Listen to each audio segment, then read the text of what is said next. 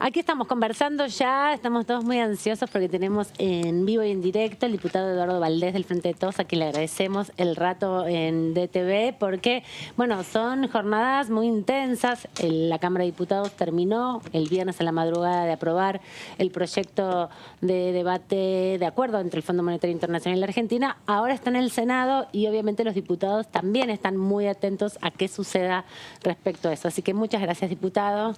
No, esto es para que vean que yo, Diputados TV, me llama y yo no fallo.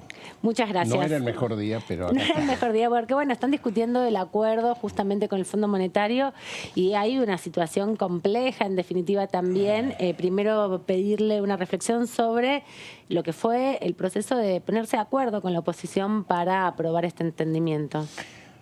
Bueno, para mí creo que los 202 votos que tuvo el voto afirmativo es también una reflexión a hacer, ¿no? O sea, la Argentina del acuerdo, a mí me parece que es para rescatar.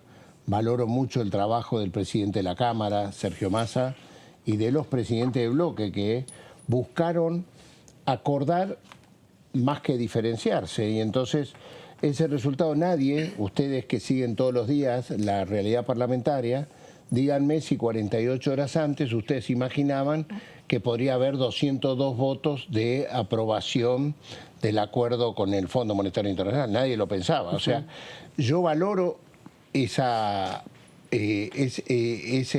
sesión en respecto de este tema, ¿no? De uno de los temas más delicados, más difíciles. En lo personal me hubiera gustado que por ahí son los días esos que vos no querés que llegue, ¿no? Sí. Porque, y sin embargo hubo 202 votos cuando las burbujas mediáticas previas decían que iban a votar todos divididos contra todos, ¿no? Que los subbloques en los cuales está dividida la coalición opositora iban a y no fue así. Bueno, no voy a hacer una defensa corporativa de los medios ni mucho menos, pero lo cierto es que el proyecto de ley fue cambiando con el correr de los días. Es lo que debe suceder en el Parlamento. Bueno, por eso uno avisoraba que iba a ser un voto dividido. Pero está muy bien, eso es lo que debe suceder. Yo, en búsqueda de lograr acuerdos, debo ir en la medida que sea posible para cumplir con la ley, producir los acuerdos y la verdad, bienvenida sea. Y por eso valoré mucho el trabajo del presidente de la Cámara, de Sergio Massa, de nuestro presidente Germán Martínez, particularmente de Carlos Heller, que es el presidente de la Comisión de Presupuesto y Hacienda, que tuvo un trabajo enorme, ¿no? Y que me parece que han podido con la oposición lograr este número, que es un número significativo. ¿Y entonces cree que no se puede hacer una lectura de ganadores y perdedores en ese debate que se dio durante 3 días tan intensos, sino más bien otro análisis posible? Sí, yo prefiero hacer ese análisis, o sea, rescatar, uno puede, frente a la realidad, yo trato de mirar la parte del vaso lleno y no la parte del vaso vacío. Y respecto de lo otro, que usted deja la metáfora funcionando, yo le quiero decir que, ustedes saben, yo he venido varias veces a hablar acá y hemos hablado del Papa Francisco, ¿no? Casualmente ayer ha sido un nuevo aniversario, el noveno aniversario de su pontificado, y rescato quizás una de las de la columna vertebral del ideario de Francisco, que él dice que la unidad es superior al conflicto. Y yo creo que eso es lo que tenemos que poner en juego nosotros, los del Frente de Todos, en este tiempo, ¿no? Que la unidad sea superior al conflicto. Y ese Francisco que me ayuda siempre, en este momento lo traigo porque creo que es la mejor forma de honrar y demostrar que eso es lo que voy a trabajar. Diputado, independientemente de lo que dice el documento que publicaron aquellos diputados y diputadas que se abstuvieron o votaron en contra del Frente de Todos, ellos ahí dan sus argumentos, ¿usted por qué cree que no se pudo llegar a un entendimiento, un acuerdo con ese sector que eligió otro camino, más allá de toda la prédica que vino haciendo tanto el presidente de la Nación como el propio ministro de Economía, de la necesidad de que tenga el mayor apoyo posible el acuerdo con el fondo? A mí me hubiera gustado poder discutirlo, yo debo decir que hay 3 diputados del Frente de Todos que hicieron una conferencia de prensa y mostraron por qué no estaban a favor de este acuerdo. El diputado Itay Ackman, Natalia la Saracho, diputada Saracho y Federico el diputado Fagioli. Y debo decir que los entendí, pude escucharlos. Me hubiera gustado poder escuchar a los demás y decir y ver en qué podíamos mejorar el proyecto o no, en qué estaba equivocado la negociación, si es que se discutía la negociación. ¿No se dio esa conversación previa a la votación? Se pudo dar, no. ¿Por qué razón no se pudo dar? No lo sé, yo no la hubiera buscado. Pero en la reunión de bloque que tuvieron incluso el mismo día de la votación no expusieron. No, lamentablemente no. Me hubiera gustado.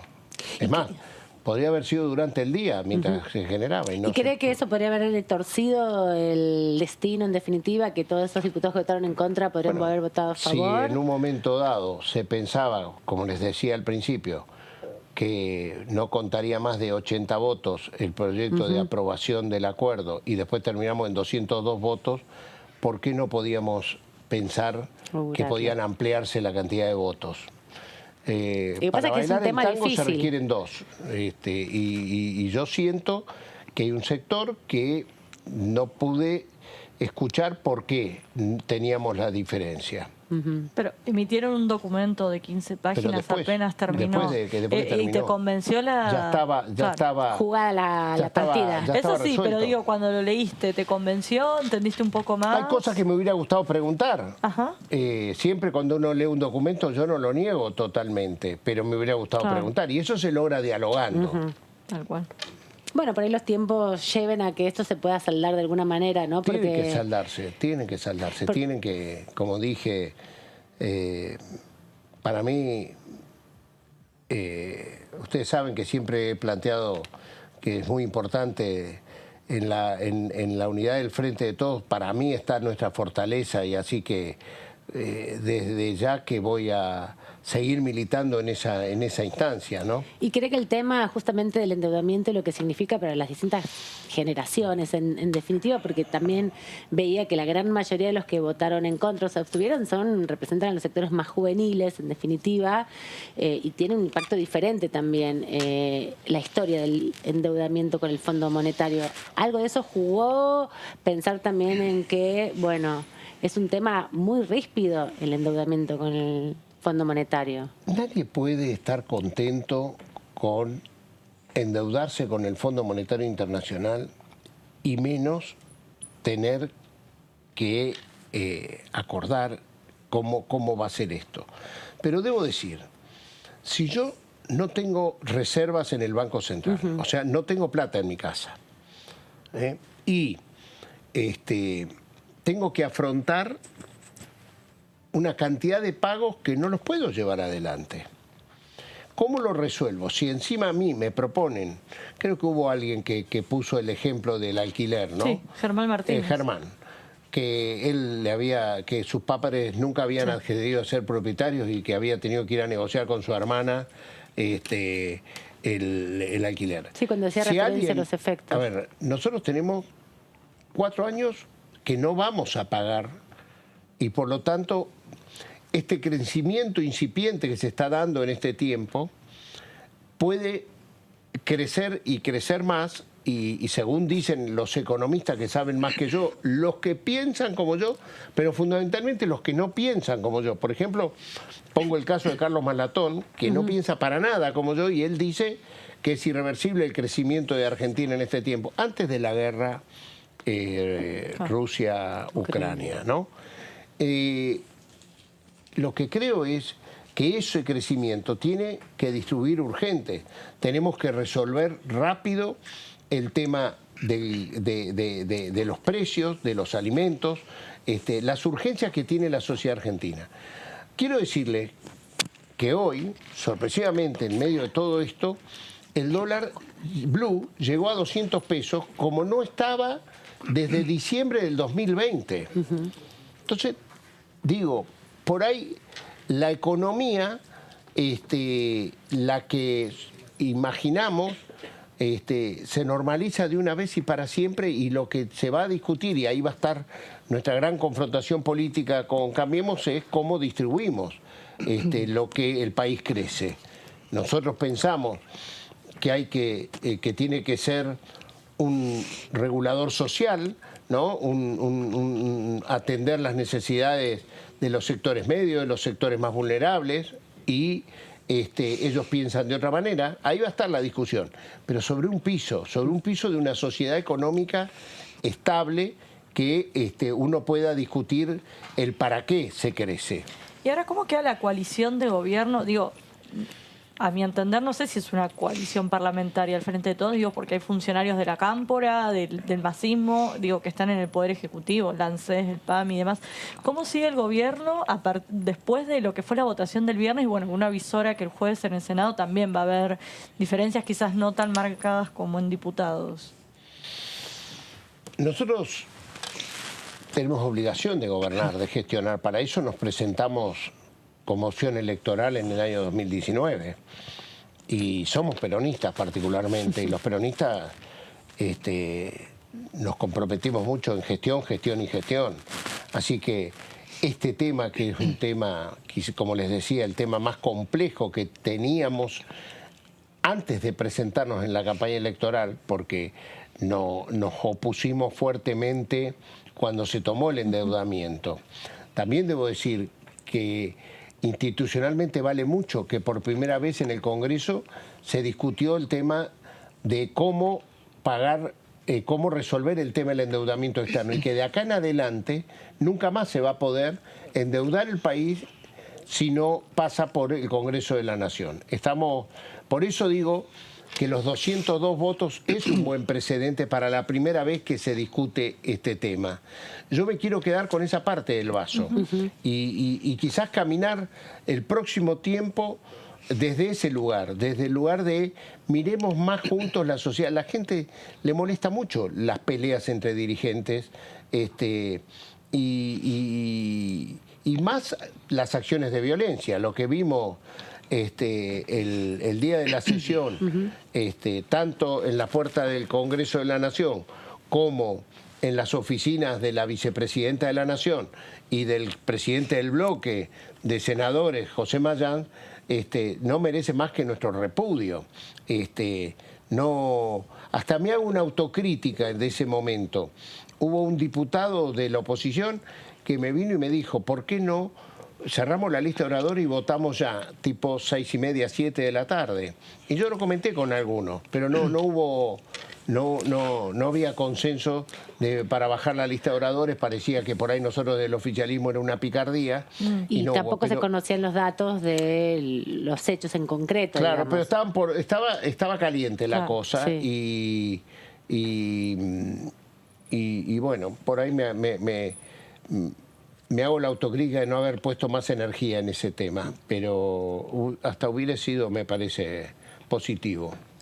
Diputado, ahí usted menciona este tema de lo que tiene que ver con el pronunciamiento respecto a las agresiones a lo que fue la oficina, el despacho de la vicepresidenta. Hubo algunas críticas por parte de la Cámpora respecto a que no se hicieron, no se hizo el repudio correspondiente, que hubo silencio por parte del Ejecutivo Nacional. Lo que quería preguntarle, y veníamos hablando del acuerdo, ¿hasta qué punto las diferencias con un sector del oficialismo son solamente en torno al acuerdo con el FMI? Porque si uno empieza a hacer un raconto, ve que, bueno, Después de las elecciones estuvo la carta de la vicepresidenta planteando algunas diferencias en cuanto a la política económica, el gabinete. Se hicieron esos cambios después. Y si se quiere, bueno, ahora apareció lo del acuerdo, pero uno ve que hay una constante respecto a las diferencias dentro del Frente de Todos. ¿Cree que es posible saldar esas diferencias que parecieran más de fondo, independientemente de esta discusión puntual que tuvimos la semana pasada aquí en Diputados? Es nuestra obligación abocarnos al tema y resolver los problemas de fondo. Yo, sinceramente, creo que... me acuerdo la vicepresidenta ya por septiembre o agosto del año pasado fue el que planteó ella misma que los 4.800 millones de dólares de los derechos especiales de giro iban a ser abocados al pago de la deuda, los primeros pagos que teníamos que hacer, que creo que se hicieron 1.000 y pico en septiembre, después 700 en diciembre y así.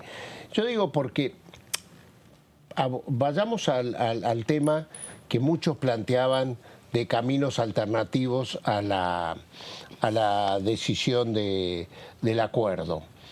Si nosotros íbamos al Tribunal de la Haya, que era uno de los caminos que se plantearon, Tribunal de la Haya que nosotros fuimos, acordémonos, en el tema de las pasteras y perdimos, ¿no? Sí. Y si nosotros vamos y ganamos, ¿cuál es la consecuencia jurídica de esa situación? Que tenemos que devolver la plata. Es así, porque si la plata estuvo mal dada, la consecuencia jurídica inmediata es que la tenemos que devolver. Y no está ese dinero. Y no está ese dinero. La otra situación es, si queríamos decir que la deuda era odiosa, que es otra de las que escuché, no del sector que estamos hablando, de los compañeros míos del Frente de Todos. Yo escuché a muchos de la izquierda planteando la deuda odiosa. Sí, diciendo que es ilegítima la deuda, sí. Bueno, si nosotros, ya cuando Macri empieza a pagar los intereses, empieza a legitimar la deuda. El gobierno del Frente de Todos, en febrero del 2020, a 2 meses de asumir, empezó a pagar intereses de la deuda contraída por Macri. Ya eso es como una legitimación de la deuda. Y no les digo la plata que fue usada con los derechos especiales de giro, allí por septiembre del 2021, octubre del 2021, diciembre del 2021. Entonces, a veces los caminos que se plantean ya no era posible plantearlos porque se habían empezado a ejecutar el consentimiento sin quererlo o queriéndolo, pero ya pagando los intereses del mes de febrero del 2020 era difícil de decir que yo no consiento esa deuda. Pero entonces la investigación que pretende desarrollar el presidente de la Nación, que volvió a reiterar el 1 de mayo... A ver, las responsabilidades políticas y penales son una cosa. Ajá. Ahora, el tema es cómo el propio Fondo Monetario Internacional dice que el dinero que fue entregado... Sí, no se tomaron las previsiones para que no se fuguen. Tomaron las previsiones y se fugó. No lo dice, no lo decimos nosotros, lo dice el Fondo Monetario Internacional. Sí. Bueno, eso trae responsabilidades y eso, de ese tema el presidente habló el día de la inauguración el 1 de marzo. El 1 de marzo y no se desdijo. O sea, que no son cosas que van por caminos distintos, pero confluyen van por caminos distintos, pero no se resignan. Lógico. Yo creo que es así. Claro, el planteo del frente, de por ahí el camporismo y demás, tiene que ver con que no fue muy duro el gobierno a la hora de negociar y justamente como el FMI no tomó estas previsiones que planteaban recién, ¿por qué no? El plazo no es mayor a 10 años, el tema de las sobretasas, digo, ¿fue muy blando el gobierno a la hora de negociar? Bueno, yo más bien que si voté afirmativamente no voy no me parece que... A ver, el tema del plazo es el tema máximo que establece... Usted sabe, frente a la misma situación hay unos que dicen que esto está bien y otro está mal. Yo vi un video del ministro griego Varoufakis, que fue un gran cuestionador del en su país de cómo resolver el tema del endeudamiento. Es una de las personas que en el mundo es más respetado del cuestionamiento a la legitimidad de la deuda. Él, si bien denosta totalmente al Fondo Monetario Internacional, reconoce que lo que hizo el ministro Guzmán, lo nombra con nombre y apellido, y su equipo, fue lo mejor que podía haber hecho Argentina ante el fondo, y reconoce que la negociación esta es la mejor que se ha logrado en cualquier circunstancia frente al Fondo Monetario Internacional, aunque él dice estoy totalmente en contra, sí, no lo debería hacer, pero lo reconoce. Entonces, qué sé yo, hay unos que miran de una manera, otros que miran de otra. Yo, por haber hecho público ese video que a mí me sorprendió, me denostaron de arriba abajo, pero yo no estaba negando la segunda parte que dice Varoufakis. Sí, lo que él dice, que el equipo de Guzmán hizo una negociación mucho mejor que la que habían hecho otros países con el Fondo Monetario Internacional. Lo quería llevar a otro tema que también es muy importante, que está teniendo sus repercusiones en Argentina, que tiene que ver con la guerra entre Rusia y Ucrania. Y ya el gobierno está planteando, bueno, cómo afrontar la escasez de alimentos, el impacto de los precios de los commodities. Se habla de las retenciones. ¿Cómo impacta eso ya directamente en la Argentina? ¿Y qué cree que puede pasar con la discusión de las retenciones que tiene tanto Bueno, la discusión tensión? de las retenciones, hoy vi que fue tema del día. Sí. Para modificar las retenciones hay que sacar una ley.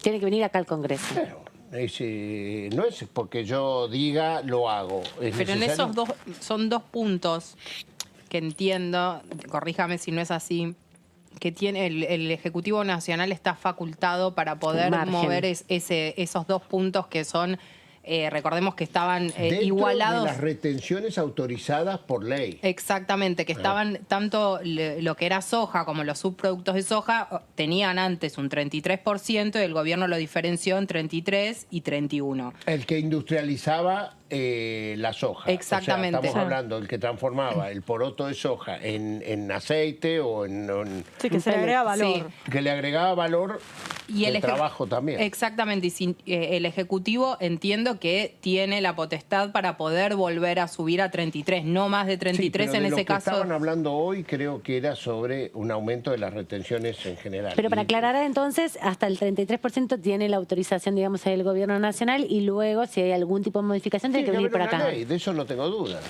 Pero, a ver, volvamos a Rusia, Sí, Ucrania. que es lo que desata todo esto. Que el mundo está cambiando tanto.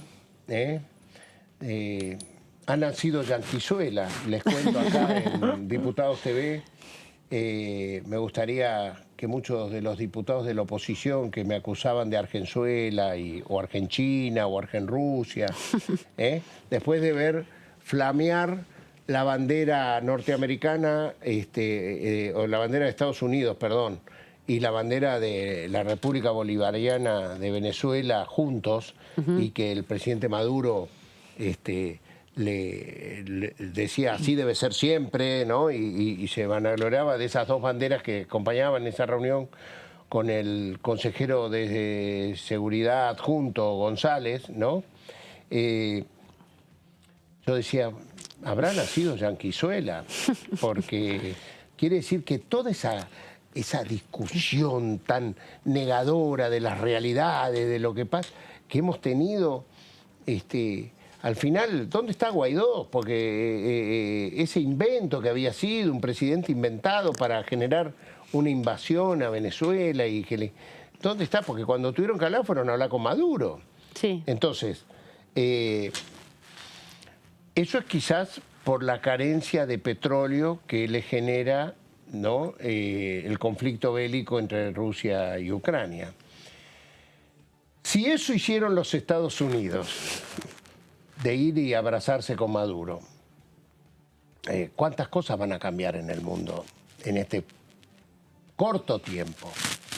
Por eso yo en eso valoro mucho mi país, que tiene relaciones multilaterales, que practicamos el gobierno la multilateralidad. En este momento mismo creo que el canciller está por los países árabes, con gobernadores del oficialismo, de la oposición, a una gira que no viajó el presidente, buscando medios para la Argentina, y a mí me parece que está muy bien, Todo lo que nosotros podemos hacer para que mejorar rápido la vida de los argentinos, yo me siento muy angustiado entre la pandemia, la guerra, no pueden ser todas malas. Ahora nosotros tenemos que generar condiciones urgentes para mejorar el acceso a los alimentos, tenemos que resolver urgente para que la inflación, que tiene que ver mucho con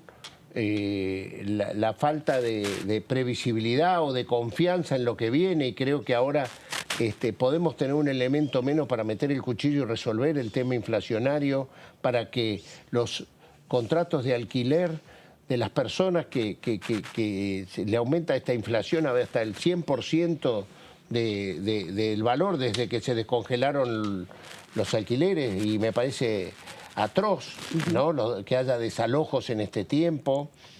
Bueno, esto yo creo que son las urgencias que yo al menos me pondría urgente a resolver, ¿Y ¿no? cree que tiene correlato en la oposición de escucha para ese debate, digo, para avanzar? Yo creo que la oposición, al igual que nosotros, ve lo mismo y sufre lo mismo que sufrimos nosotros, así que ojalá que sobre estas cosas nos pongamos de acuerdo. Nos hemos puesto de acuerdo en otras cosas, ¿por qué no en esto? Por encima de que después van a los canales de televisión Sí. y les gusta más que nos peleemos que... Pero yo hace un tiempo que rehuyo de ir a masacrarme con el que no piensa como yo en un canal de televisión. Ahora, por ejemplo, tema de la ley de alquileres, sí hay un punto de acuerdo. Oficialismo y oposición coinciden que la ley fracasó. El tema no se incluyó en las sesiones extraordinarias, pero bueno, al margen de eso no hubo sesiones extraordinarias. ¿Qué está pasando? Digo, ¿se viene un congreso frenado? ¿Imagina que va a haber actividad? ¿Qué le dice Sergio Massa? No, estoy diciendo que si en la primera sesión logramos hacer el acuerdo que hemos hecho, yo como les digo, quiero mirar el vaso que tengo lleno y que sea el comienzo De otro tiempo. de sesionar y resolver estos temas, sin duda. Diputado, en lo que es política internacional parece que va a ser difícil ponerse de acuerdo con la oposición. Usted recién hacía un poco un chiste respecto al vínculo que hoy están teniendo Estados Unidos y Venezuela en relación a la postura que suelen tener acá desde Juntos por el Cambio, ¿no? Pero ¿en qué otros temas sí cree que se pueden poner de acuerdo? ¿Por qué no? Porque, a ver... Porque en política internacional han tenido muchas diferenciaciones muy marcadas. Pero es que en política pero en política internacional lo que no cabe más es hacer seguidismo de otros que ante las necesidades concretas y específicas cambian. O sea, hacer el ideologismo sobre la política internacional no tiene ningún sentido.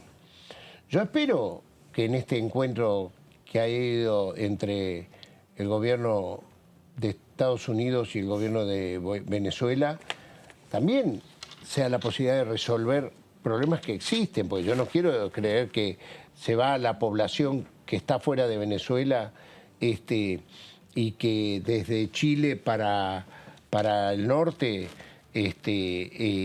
tenemos venezolanos que quieren volver a casa. O sea, yo creo que eso no nos opta a resolver los temas.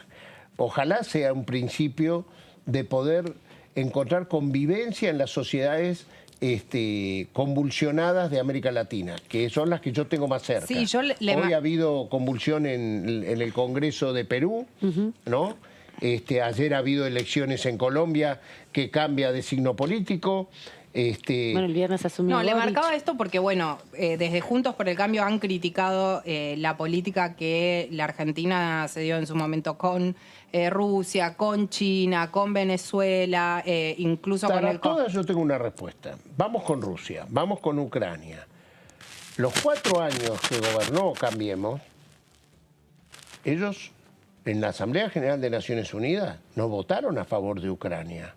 Ucrania pedía en la Asamblea General que se reconociera su petición respecto de Crimea y Cambiemos se abstuvo. Abstenerse en la Asamblea General de Naciones Unidas en favorecer a Rusia en ese momento. La Argentina del 2014, con Cristina Fernández de Kirchner, cuando sucede el plebiscito en Crimea que lo promueve Putin, ¿no? La Argentina votó en contra de ese plebiscito. Y votó en contra, a nosotros que nos quieren decir que somos X o Z, votamos en contra porque en el 2013, un año antes, digo, en ese 2014 era Marita Perceval, la embajadora en Naciones Unidas de Argentina, Héctor Timerman, el canciller, Cristina Fernández de Kirchner, la presidenta, porque en el 2013 el Reino Unido había inventado también un plebiscito en Malvinas para la autodeterminación o no, para quién querían pertenecer los que viven en Malvinas. Entonces, la Argentina es coherente, nosotros hemos sido siempre coherentes con nuestra política exterior, por encima del ideologismo. O sea, no le podemos aplicar ideología cuando estamos reclamando ante el mundo que tenemos una potencia imperial haciéndonos una colonia en territorio argentino. Entonces, yo creo que ahí hubo coherencia y yo creo que frente a estas nuevas realidades vamos a encontrar más coincidencias con la oposición que disidencias. Bueno, ¿en qué otros temas, además de que usted es optimista? Soy naturalmente optimista. Pero no me diga que yo te diga hoy un tema. No, pero que por le ejemplo, parece ojalá que pueda hacer en el tema alquiler. Claro, recién le decía a mi compañero el tema de alquileres, no sé si hay otras iniciativas. Ella estuvo muy bien porque ella dijo, hay una coincidencia entre el oficialismo y la oposición que la ley actual no funcionó. Entonces, tenemos que tener la misma coincidencia para que funcione una y fundamentalmente lo que tenemos que tener es que no haya más inflación para que se actualicen los contratos a un poder adquisitivo que no coincide con los aumentos salariales. Bueno, pero eso me hago cargo yo como gobierno, que es un tema que tengo pendiente. ¿Y hay acuerdo que genera la inflación? Porque unos dicen emisión, otros dicen la concentración, multilateral, multicausal. Yo no soy economista, así que no me pidan ustedes una que yo haga algo. definición. Simplemente digo que me parece que la inflación es un horror y que perjudica fundamentalmente más a los sectores que yo digo representar, que yo quiero representar. Pero ahí tiene también una discusión el gobierno entonces con los sectores concentrados de la economía que son muy resistentes a las políticas de intervención del Estado. ¿Cómo analiza ese escenario posible con las leyes que también están sobre la mesa, ¿no? Ustedes aprobaron hace unos años atrás la ley de góndolas, que es muy difícil de implementar. Hay posicionamientos de aprobar otro tipo de normativas para que mejoren las condiciones de las ferias, de la economía popular, pero luego en su implementación hay mucha resistencia. Pero está la legislación que se puede aprobar y que se puede... el tema es la puja de poder entre un poder muy concentrado, que la Argentina, no sé si no corresponde también una ley antimonopolio que regule concretamente esta situación. Bueno, tenemos la ley de defensa de la competencia que no se aplica mucho, las multas son bajísimas. Se aplica, lo que pasa es que en el día a día el poder concentrado nos gana. Claro. Esto es verdad. Tiene mucho poder. Mucho sí, poder, o las multas son tan bajas que les conviene pagar la multa y seguir. Pero no coincide. Nunca vi que pagaron la multa. Bueno, también, no ese es el problema, no llegan a pagar la multa en definitiva. Pero sí trabajar en pos de un proyecto Nunca meter la mano en el antimonopólico. bolsillo. Pero sí trabajar con un proyecto antimonopólico sería por lo menos un camino posible. Lógico. Pero en general las Y economías un más Estado concentradas... presente, porque también hay un Estado mutilado, hay un Estado que se ha ido desarmando para perjuicio del ciudadano común y en beneficio del poder concentrado. Ahí no sé si tienen coincidencia o no con la oposición, porque la oposición dice que tiene que ser más eficaz el Estado, pero más chico. El oficialismo plantea... No toda la oposición piensa así. Hay oposición, yo supongo que la Unión Cívica Radical, los sectores de izquierda están más coincidentes con un Estado presente, ¿no? No los libertarios. No, claramente. Sí, no sabía, pensé que ibas a preguntar. Ahí hay otro tema que tiene que ver con qué políticas económicas es necesaria llevar adelante en Argentina para alentar el crecimiento. Hasta ahora desde el Ejecutivo Nacional se han planteado algunas que tienen que ver con el fomento a la agrobioindustria, los temas relacionados a la industria automotriz y demás. Son leyes que están pendientes Sí. de tratamiento y que yo estoy plenamente acá, Trabajando. hablo, creo que en esas leyes va a haber mucho acuerdo. Creo que, ¿quién puede oponerse a la ley de la industria automotriz? Y está la ley de agroindustria, ¿no? Sí, pendiente. el año pasado ya empezaron... Me tengo fe ahí, ¿eh? Bueno, está Conseguir también las mayorías. la de cannabis, o sea, hay varios proyectos que impulsan desde el Ejecutivo Nacional, muchos desde el año pasado, el presidente lo volvió a remarcar aquí en la apertura de sesiones ordinarias, y desde otro sector, si se quiere, del oficialismo, dicen, bueno, está bien esas leyes, pero hay que tal vez reforzar algunas otras cuestiones vinculadas, como fue, por ejemplo, en su momento el aporte solidario, que hay que ver si se puede hacer algún tipo de reforma impositiva en cuanto a lo que tiene que ver con bienes personales. O prorrogar el aporte solidario. ¿A ¿no? usted qué le parece esa idea? Yo todo lo que sea más equitativa la cuestión impositiva, yo creo que en la Argentina es verdad que los sectores, el IVA y los consumidores pagan todos los impuestos, ¿no? Los sectores menos pudientes, y los sectores más pudientes son expertos en evadir la cuestión impositiva. O sea, se contratan los mejores profesionales para no pagar los impuestos, para fugar dinero, ¿no? Y son cuestiones pendientes que la Argentina tiene que resolver, porque hablamos en el tema de cómo el dinero del fondo se fugó. Bueno, eso no puede, no es que solamente yo lo tengo que relatar, lo tengo que evitar, no lo tengo que naturalizar.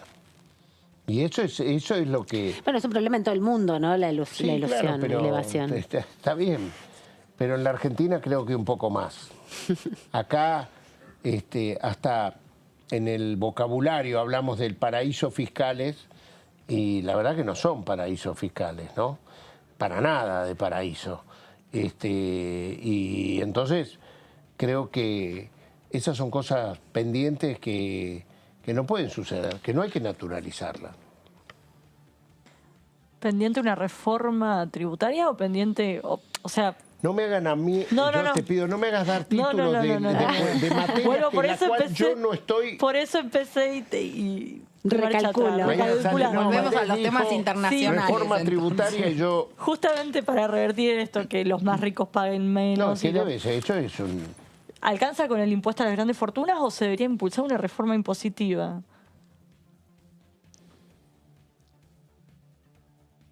Por ahí las dos cosas, ¿no?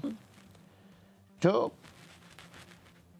la verdad que me acuerdo cuando Carlos Heller y el presidente del bloque de ese entonces, Máximo Kirchner, plantearon ese tema, parecía una cuestión tan estrambótica, y después, no solo en el resto del mundo, en los países, hasta Biden lo vi plantear el tema al presidente de Estados Unidos, ¿no? Sí. Yo creo que el mundo va para ese lado, ¿eh? Por eso digo que el futuro del mundo, yo no sé si la oposición va a quedar atado a lo que miraba el mundo hasta hace muy poco. Yo escuché a la presidenta del PRO, es la única que escuché muy sorprendida criticando a Estados Unidos por haber visitado al gobierno de Maduro, ¿no? Pero digamos que el mundo, el sentido común lo entendió. Y respecto a estos nuevos escenarios que se plantean, preguntarle por cómo va viendo Latinoamérica. Comentabas recién que Colombia cambia el signo político, Perú... Quiero decirles una cosa, vamos de Argentina para arriba, ¿no? Yo y siento que la calidad institucional en la Argentina es una de las mejores que hay para esgrimir en la región, Me encanta lo que ha pasado el sábado en Chile, que ha asumido el presidente Boric, y me gustó la visión de sociedad que él planteó en su discurso. No me gusta lo que está pasando en Perú. Ya es el sexto presidente que un parlamento se quiere devorar, siendo que este presidente no lleva más de 8 meses, creo, de ejercicio, Castillo, ¿no? Toda mi solidaridad para con el presidente Castillo. Ayer se han celebrado elecciones en Colombia. Hay un cambio de rumbo, imagínense. Pronto en Brasil también va a haber elecciones. Bueno, pero voy recorriendo todo así. el Espinel. Vamos por el Pacífico para bajar por el Atlántico. Venezuela, ya hemos hablado, los cambios sorprendentes. Yo lo único que aspiro es que se den cuenta los países poderosos como Estados Unidos que los bloqueos no resuelven absolutamente nada en el mundo, al contrario, atrasan, y que ese levantamiento del bloqueo que hay sobre Venezuela también exista sobre Cuba, que hace muchísimos años las Naciones Unidas, por unanimidad -2, menos el voto de Israel y de Estados Unidos, unanimidad -2, plantea que se levante el bloqueo. Y fíjense qué cosa, ¿no? Qué paradoja. ¿Vieron que Israel, que normalmente es un socio pleno de Estados Unidos, no le ha impuesto sanciones a Rusia? ¿Vieron cómo cambia el mundo? ¿Por qué será? Siempre que uno a Rusia la veía cerca de Irán, cerca de esto, ¿no? Porque parece que en Siria tienen intereses coincidentes, que es un país que limita con Israel, y entonces no hay sanciones de Israel para con Rusia, cosa que llama la atención. Pero este es el mundo, el pragmatismo, no la ideologización. Entonces, sigo con nuestra América Latina, que es lo que me quedé pendiente. Brasil, Venezuela. Al lado de Venezuela viene Brasil. Brasil, vemos lo que está pasando, creo que va camino a la sociedad brasileña a hacerse una autocrítica sobre la elección de Bolsonaro. No les ha ido bien con ese presidente que eligieron. Creo que se hace una gran autocrítica hasta el día de hoy, por qué se aceptó la destitución de Dilma Rousseff, que las primeras prácticas del lawfare que se hicieron allí, después costó la detención de Luis Ignacio Lula da Silva. Y vemos Uruguay, que está un gobierno que no piensa como yo, pero que está ejerciendo plenamente el poder.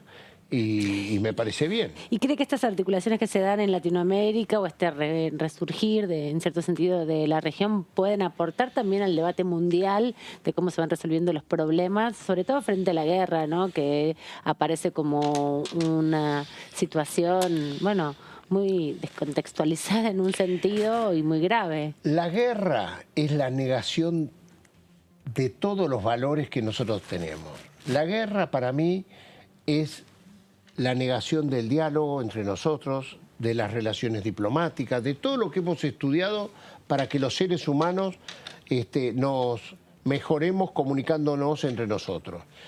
En eso me acuerdo de una oración del Papa Francisco, ¿no? Malditos los que fabrican armas, malditos los que las venden, porque ellos son los que fabrican las guerras, pero nunca están en el escenario, siempre las llevan adelante a las guerras los más humildes de un lado contra los más humildes del otro, ¿no?